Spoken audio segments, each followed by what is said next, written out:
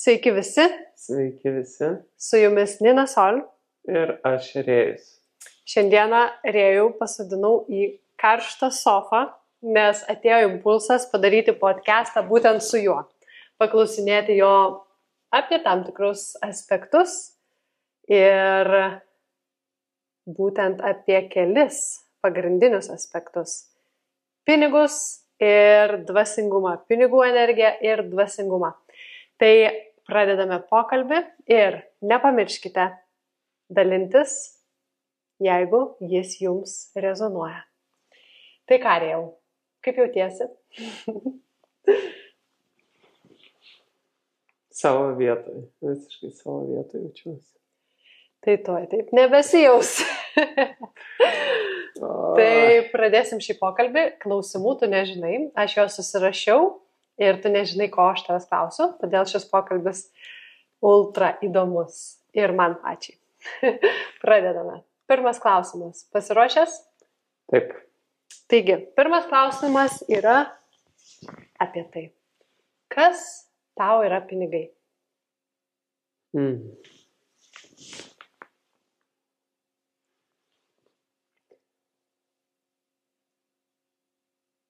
Man pinigai tai yra energijos išraiška, kuri parodo, kiek aš galiu šios energijos laikyti savo patyrime. Ir tai yra kaip resursas, kurį naudoju mainuose tiek keičiant savo paslaugas, tiek priimant kitų žmonių paslaugas. Ar galėtum tai vardinti kaip įrankis? Taip. Įrankis šiame materialiame patyrime. Toks pats įrankis kaip kastuvas. Tik tai mažiau kastuvas žmonės sureikšmina. Gerai. Kitas klausimas. Kodėl mes esame šioje žemėje? Aš nežinau, kodėl tu esi šioje žemėje, bet aš žinau, kodėl aš esu. Bet tu klausi apie mes, tai kaip kolektyviai. Žmonės. Tai Žmonės. kodėl mes iš vis čia esam? Čia norim ilgo atsakymą ar trumpo? Kaip tau jaučiasi? Man jaučiasi, kad mes esam šitam patyrime, kuriam tyrinėjam patys save, kuriame pasirenkam pamiršti, kad einant galėtumėm prisiminti, tyrinėjam tamsą, tyrinėjam šviesą, tyrinėjam ryšius, tyrinėjam laukimą, tyrinėjam visus kompleksiškus mechanizmus, kuriuos galim tik tai žemėje turėti. Ir taip kaip sielos, taip kaip kolektyvinis sąmonės organizmas, mes plečiamės, augam ir daugiau patys apie save sužinom. Taip, iš dabartinio sąmonės lygmens man jaučiasi. Super. Ačiū už atsakymą. Toliau. Kodėl kai kurie žmonės atradę dvasingumą nuneigia materiją?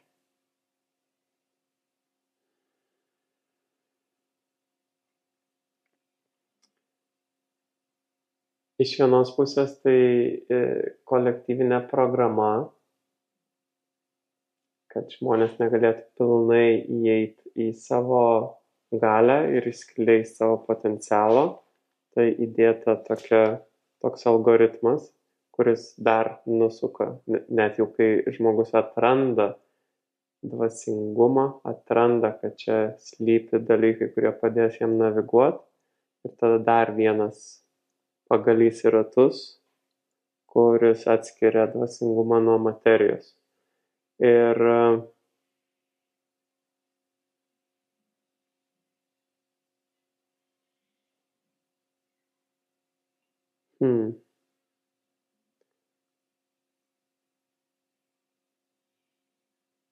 tavo klausimas, kodėl taip yra? Pakartokit klausimą.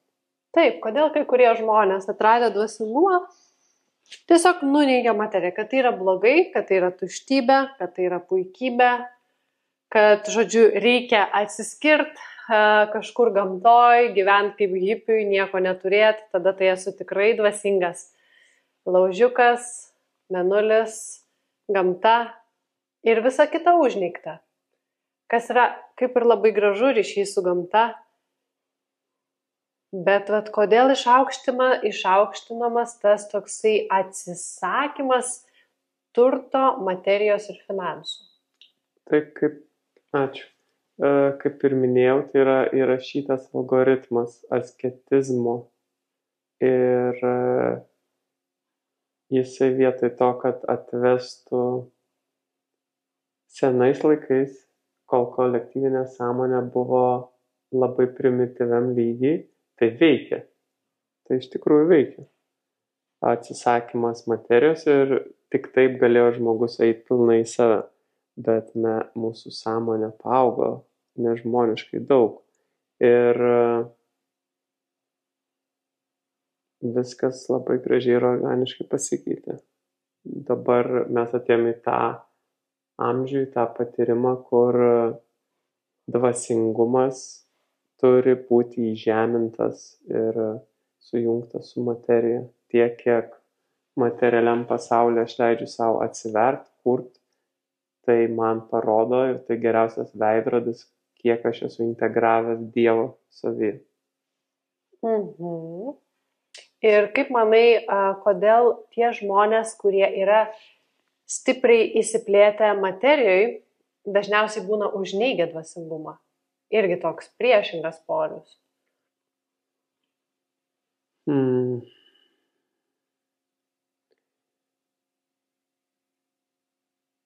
Ant šito mechanizmo, ant kurio senoji karta važiavo 2-3-400 metų, viskas buvo per mentalą. Mentalo projekcija į išorę ir tiesiog žmonės nesugebėjo nusileisti žemiau ir atsirakinti širdies, mano suvokimu. Ir ego, kuomet visa dėmesio koncentracija viršutinėse centruose, galva. Čia gal net ne centruose, bet prote. Prote. Nes viršutiniai centrai, tai taip. karūnos čakra, tai ne apie tai. Kaip tik ryšys su Dievu nuneigtas, arba yra stiprus pamaldumas, jeigu kas liečia kitas kultūras, ar ne? Bet protas vyrauja. Jo, mentalas super aktyvus, jis išlavintas, jisai sprendžia daug užduočių ir gauna atsakymų. Ir tai randa žmonės, kaip panaudoti vardan resursų, vardan finansų. Tačiau ego visiškai laiko vadeles ir tampo. Ir tarpo tarp stebėtojo ir minčių nėra. Atsisukt galimybės pasižiūrėti į vidų irgi nėra. Ir tada gaunas tas užburtas ratas. Ego, daugiau. Tai visgi kaip atrodo balansas?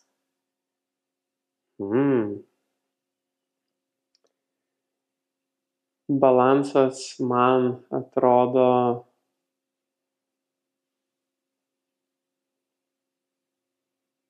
čia labai geras klausimas.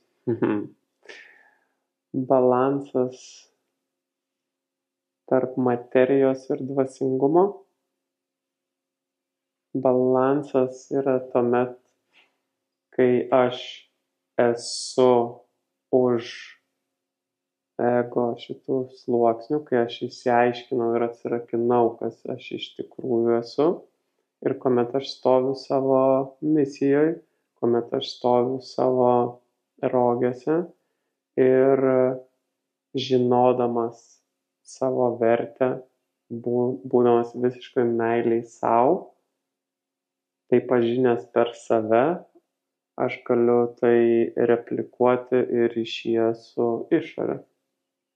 Tai balansas atsispindi pastovia energetinė grąža, kuri į mane sugrįžta. Tai jeigu aš jaučiuosi pastoviai energetiškai užpildytas, jaučiu džiaugsmą, jaučiu pakylėjimą, jaučiu, kad noriu kurti, jaučiu įkvėpimą ir tam turiu visas galimybės. Turiu resursus, ne tik finansinius, bet išnaudoju ir kitus kaip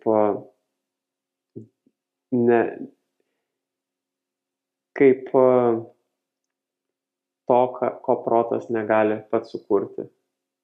Ir išnaudodamas visus šitus aspektus aš einu ir kuriu. Ir taip man jaučiasi balansas. Pastovus judėjimas į priekį. Ir toks. Ir kurioje vietoje čia yra materialinė gausa? Kurioje vietoje yra materialinė gausa?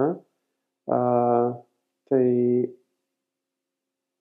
grąža, ką atneša misijos vykdymas ir ant kiek misija yra didelė, kiek jinai kuria pridėtinės vertės, kokius iššūkius padeda žmonėms išspręsti, tai dažniausiai ir koreliacija yra su grįžtamąja gausa. Jeigu galėtum taip nupiešti paveikslą vaizduotėje žmogaus, kuris yra visiškam balanse, dvasingume ir materijoje, kaip tai atrodytų?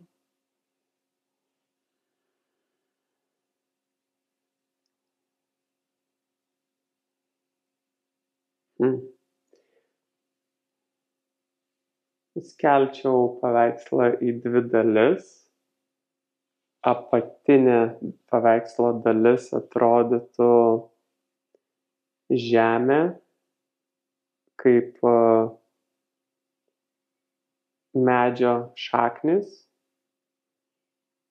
visi elementai sudėti, protėviai, gyvūnai, augalai, visiškas susijungimas su šita žeme, gamta, o viršutinėje dalyje būtų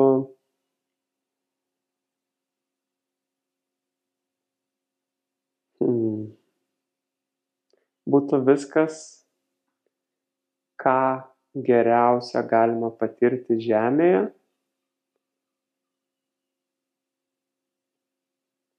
Ir tai taip atrodytų. Ir kaip atrodytų šito žmogaus, kuris įkūnija šitą paveikslą, kasdienybę?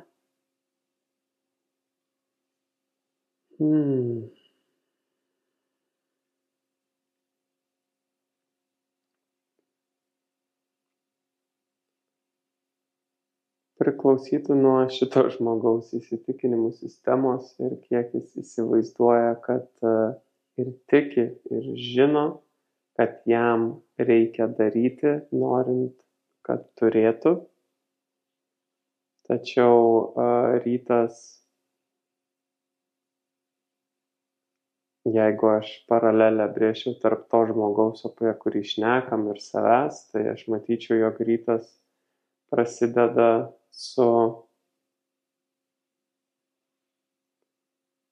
viena ar kita praktika, kuri leidžia susijungti su žeme, prisipildyti žalios gyvybinės energijos, kuri leistų sekti ir vykdyti savo misiją, kad ir kokie dienos darbai būtų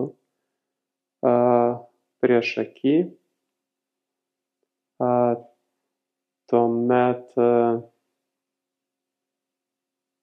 kūrybinė veikla, kuri leidžia generuoti ir įžeminti idėjas, ateinančias iš aukštesniųjų centrų. Kūryba, kuri leidžia išnaudoti visas savo dovanas, leidžia įkūnyti skirtingus potencialus, o mes jų kiekvienas turime aibę atsinešę ir per visą gyvenimą išugdę daugiau ar mažiau, bet jie nori būti išskleisti per mus. Ir su ta kūryba naudojame, kad priartėtumėm kiekvieną dieną vis arčiau po vieną žingsniuką prie savo misijos vykdymo ar įvykdymo. Jeigu misija yra pakankamai didelė, mes šiame gyvenime jos net neturim ir net neplanuojam įvykdyti. Mūsų tikslas vykdymas. Ačiū. Nebūtinai rezultatas, bet tiesiog procesas. Visiškai teisingai. Viskas yra čia tik apie procesą. Ir kaip ta materija čia pasireiškia toje dienoje. Tai mes girdim ar ne įsižeminimo praktiką, susijungimą su gamta ir kūrybą iš įkvėpimo. Kaip materija pasireiškia šito žmogaus gyvenime, jeigu jis yra balanse? Jeigu mes apibrėžiam, kad balansas yra pastovi energijos tėkmė, susijungimas su žeme, su savo centru ir su aukštesniaisiais centrais, tuomet materija atspindi, kuo aš tikiu, kad aš esu vertas. Tai visas patyrimas, visas veidrodis mums rodo kiekvienas daiktas, drabužis, aksesuaras, net ir maistas ir visi mūsų pasirinkimai kyla iš mūsų vidinės savivertės. Tai net jeigu ir žmogus vykdo šitą misiją, yra balanse, susijungime ir taip toliau, bet jeigu jo įsitikinimų sistemoje, jeigu vis tiek yra nevertumas, tai jis nebus adekvačiai energijos jis negalės priimti. Ir tos materijos jisai nustuminės. Tai kaip tau atrodo, kurioje vietoj tu esi šiame paveiksle procentaliai, kiek įgyvendini šito balanso ir kaip tavo savivertė atsispindi tavo realybėj?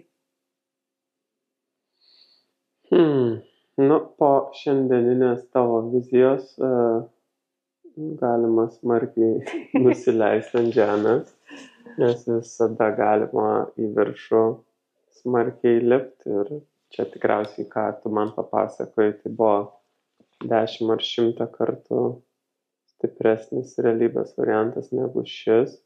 Bet aš mėgstu lygintis taip, kad apsidžiaugčiau. Tai lyginu su savim, kuris buvo 2 žingsneliais atgal. Tai supaprastinus savim, kuris buvo prieš 2 metus. Kaip jisai kokiam patyrime buvo ir kas atsispindėjo. Tai manau, kad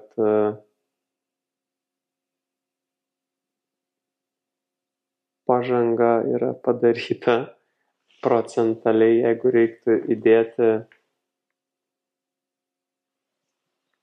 manau, stiprus 15.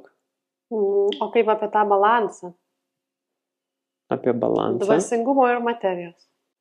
Apie balansą, manau, kad jeigu ant jo jį taip įvardinam, tai stiprus 70. Ką manai apie teiginį? Norint nušvisti, reikia paleisti visus prisirišimus. Kai iš išorės manau, kad jis yra valid ir dabar, kad jis yra teisingas. Ir tai yra greičiausias būdas pradžioj praeinant per išorę. Tenai vyksta paleidimai, bent jau man tai buvo. Tada galiausiai paskutinė stotelė, į kurią atsimuša žmonės ir 9 iš 10 nebeina, nes reikia paleisti prisirišimą prie savęs, prie ego. Tai va ties čia dažniausiai žmonės sustoja. Tai ką manau? Manau, kad tai veikiantis modelis, bet tai nėra vienintelis. Ir kaip tai susijęs su gausa ir materija?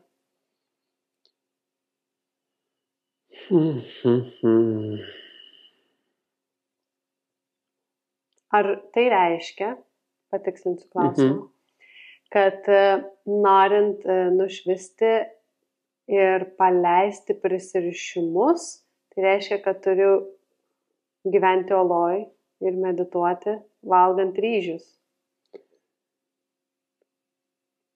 Ir jeigu tu mėgaujasi materialinę gausą ir komfortu, vaikyti, tai jau tu čia labai labai toli nuo bet kokio nušvitimo ir bet kokio dvasingumo.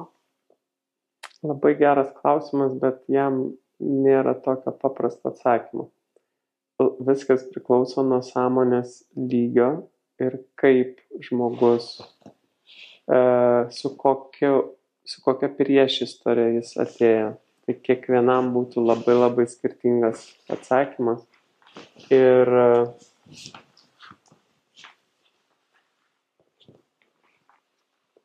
pas žmonės yra užprogramuota tokia programa, kad darysiu viską, kad išlikčiau toks, koks esu, kuo įmanoma ilgiau ir pokytį atliksiu tik tada, kai visos sistemos raudonai žybsės. Kol nežybsi viskas raudonai, tol pokyčio nėra. Tai kartais reikia viską prarasti, ar ne? Norint, kad įvyktų pokytis. Tokia programa buvo ir įveikianti ir apsitairę galim pamatyti ir stiprių pavyzdžių. Žmonės arba sveikatą atima, arba turtus, arba laisvę. Tai šitie pagrindiniai trys, kurie priverčia žmogaus sąmonę prasiplėsti. Mes čia kalbam labiau galbūt apie pabudimą, ar ne? Nes tai nėra nušvitimas. Tiesiog pabudimo tam tikra stadija. Tačiau vėlgi, ar gali būti labai atviros, aukštos sąmonės žmogus ir jis tiesiog mėgautis materiją ir komfortą? Tikrai taip.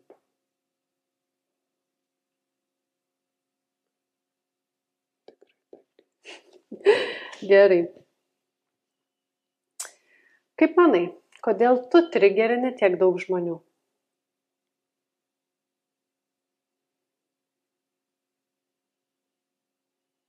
Aš pirmiausia turėčiau sutikti su teiginiu, kad tu pasakei taip, kad aš trigerinu daug žmonių. Jeigu su juo jau sutinkam, tai, komentarų matau. Bet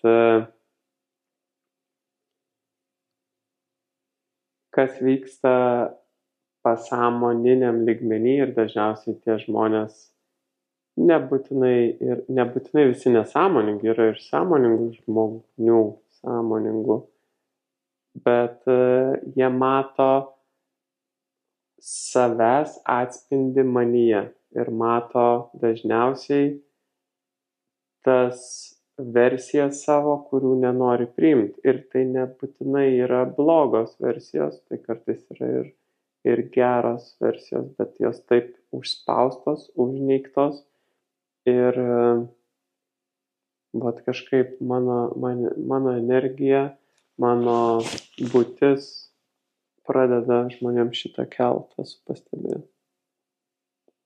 Jeigu turite kitą atsakymą, kodėl jūs trigerina rėjus, labai lauksim komentarų.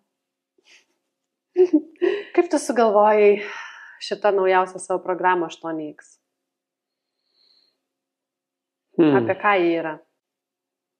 Primityviai, tai nes vis daugiau gavau žinučių apie materijos ir dvasingumo sujungimą į vieną ir kad tai viena iš mano misijų, kad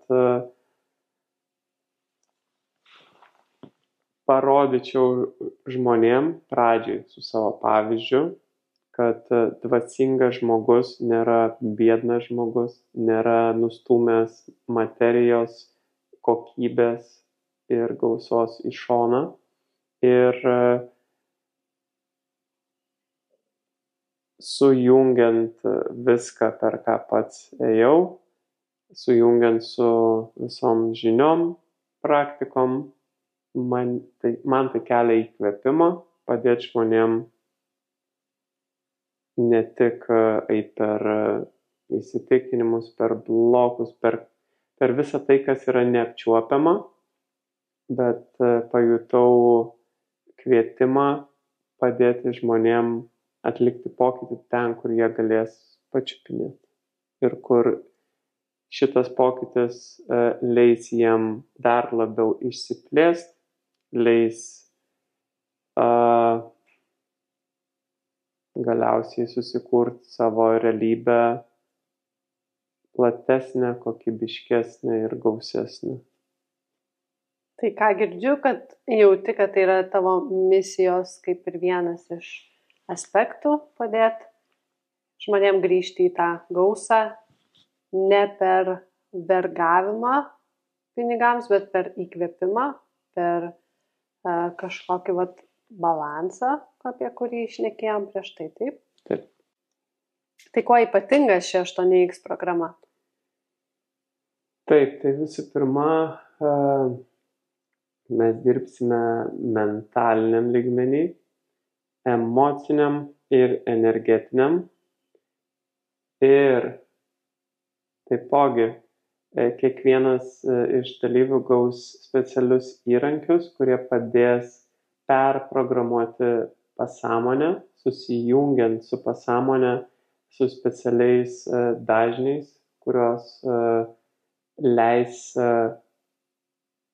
savihipnozės nakties metu. Ir taipogi aktyviai dirbsime su centrinės nervų sistemos perprogramavimu. Pradžioje atkreipia dėmesį, kas mano nervų sistemai yra normalu, kas jai yra patogu, nes jeigu mūsų struktūra yra įpratinta laikyti energijos kiekį, kurią vadinam pinigais, ir ta struktūra yra sukurta 1000, tai į ją įpylus 100 000, jinai tiesiog susikurs skylių ir išleis jas, nes jai nebus patogu atlaikyti. Tai mūsų tikslas 8X per 8 savaitės pakeisti suvokimą apie pinigus, apie pinigų energiją, pamatyti save giliausias programas, pamatyti elgesio modelius, pamatyti, kas ateina iš giminės, iš protėvių linijų ir sąmoningai tai transformuoti. Skamba kaip labai gilus darbas. Taip, šitam procese aš būsiu kartu su jumis visas 8 savaitės. Mes turėsime privačią Telegram bendruomenę ir joje galėsite užduoti klausimus ir gauti atsakymus bei palaikymą ne tik iš manęs, bet ir iš kartu dalyvaujančių žmonių. Taip pat visi būsime sujungti į bendrą energetinį lauką, kuris padės daug greičiau ir efektyviau eiti per šias transformacijas. Ir galiausiai mano tikslas, jog žmogus po 8 savaičių galėtų įvardinti, jog jo suvokimas apie pinigus visiškai pasikeitė, jo nervų sistema ir kūnas atsipalaidavo, jam yra daug lengviau priimti ir daug lengviau išleisti šią energiją ir investuoti, taip.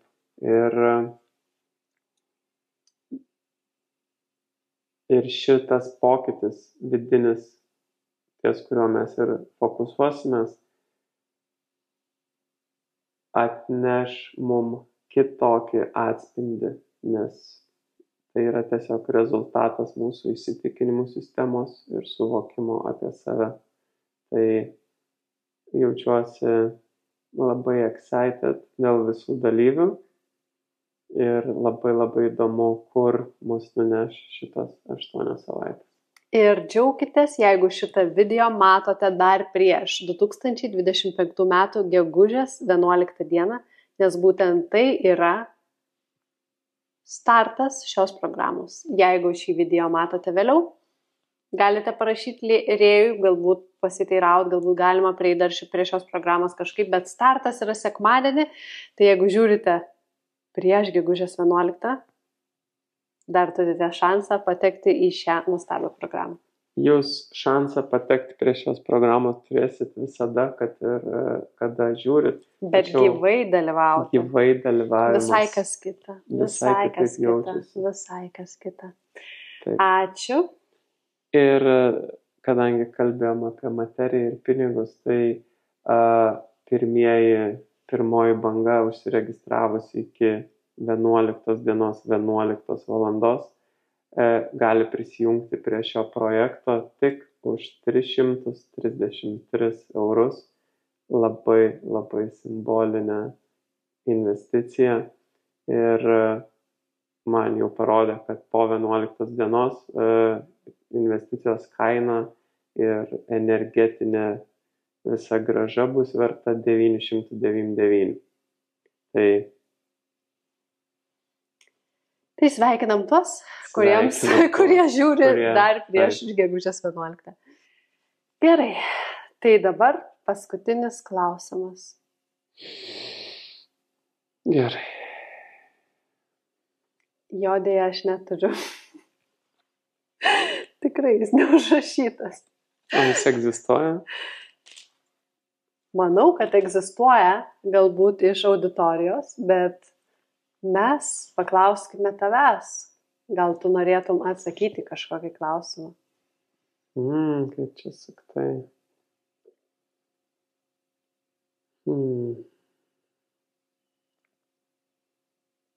Šiandien gavau šitą klausimą, vedant asmeninę sesiją ir kuomet įvardinau, žmogus iš viso nežinojo nei kas aš, nei ką aš darau, ir aš jam prisistačiau, papasakau trumpą istoriją, ir tuomet jau susitikimo gale jis manęs paklausė, o tai ką, žmogus pats negali nueiti į savo tikslą, ar jis negali pats perprogramuoti save, ar jis negali pats to padaryti. Ir pirmas atsakymas iš karto buvo, kad gali. Ir šventai tikiu, kad kiekvienas iš jūsų galit tą padaryti, transformuoti save iš ten, kur esat, į ten, kur jūs norit ir pastatyti tą tiltą iš esamos realybės į jūsų norimą ir pats save už rankutės pravest. Tačiau turime atsižvelgti į komplikuotus mechanizmus, kurie jums to iki dabar neleido padaryti ir tikriausiai jie neleis ir ateityje. Būtent ši klientė dirba su šypsenom žmonių ir aš jai tokį paprastą pavyzdį, jog aš ir pats galėčiau prieš veidrodį prasigręžti savo dantis ir ten tas plombas susidėti. Iš esmės tai galėčiau, kaip ir jūs visi, bet galbūt palikim kiekvienam žmogui daryti tai, ką jis sugeba geriausiai. Tai toks buvo mano atsakymas. Ir su pagalba mes galime atlikti šito tilto statymą iš esamos realybės į norimą, sutaupant gyvybinės jėgos, metų, resursų, sveikatos ir visos kitos pokštės. Tai. Kitaip sakant, greičiau ir efektyviau. Su Amen. pagalba, ar ne? Amen. Tai labai dėkoju tau už šį pokalbį ir tikiuosi, kad įkvėpė jūs pamatyti visų pirma save realybėj, kur jūs esate, pilname komforte, gausoj ir kartu ryšy su visata, nenuneigiant dvasingumo, bet labiau patiriant dvasingumą per sąmoningumą. Per sąmoningumą suvokiant, kad Dievas yra gausa. Meilė yra atspindys mūsų vibracijos, savo meilę savo, ką tu įvardinai pradžioje, ar ne?